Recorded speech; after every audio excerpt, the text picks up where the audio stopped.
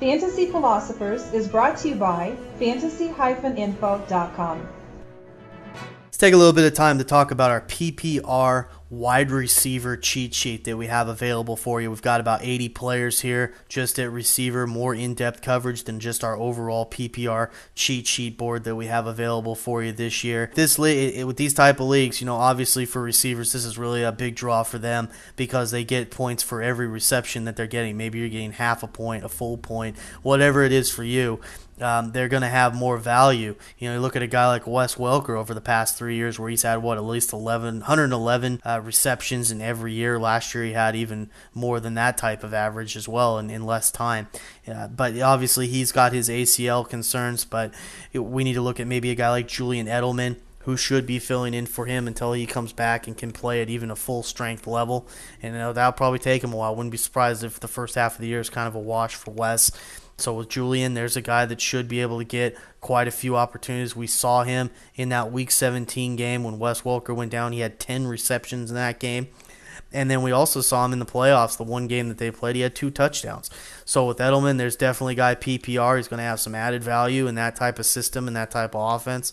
But there's always going to be guys looking at Brandon Marshall, who likes to rack up a lot of receptions. He set their single game record last year. Now he's with the Dolphins, but I still think that he should be a very productive player, get a lot of catches this year once again. So keep those things in mind for players that rack up extra yards.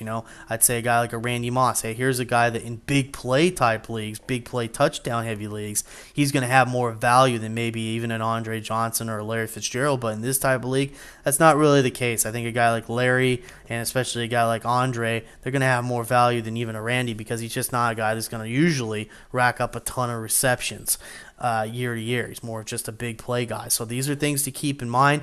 We have things ranked out all the way down the line, so use this as a good in-depth analysis for just a general cheat sheet that you can use for the wide receivers this upcoming season. And once again, we just want to let you know that if you're listening to this out there on the internet, maybe on YouTube for a video, we've got this, what we're talking about here, available for you. There's a link. It should be a link at the bottom of where this video is at, right underneath the text. And you can click on that link. You can go over and you can download this information that we're talking about. You can print it out for yourself to use at your draft. We have that available for you. And if you're also listening to this on a podcast, maybe like Podbean, Mepedia, any one of those, Blueberry, any of those type of places, that should also be incorporated. There should be an article with this as well, and there should be some type of link there for you to get back to the specific page that we're talking about for this cheat sheet or mock draft that we happen to be talking to you about right now. Good luck this season, and we hope that this information helps you have success. For more fantasy football information, go to fantasy-info.com and sign up for our free e-newsletter. Good luck in your 2010 Fantasy Football League. As an added bonus, the Fantasy Info guys will include their 5 secret tips for success in fantasy football.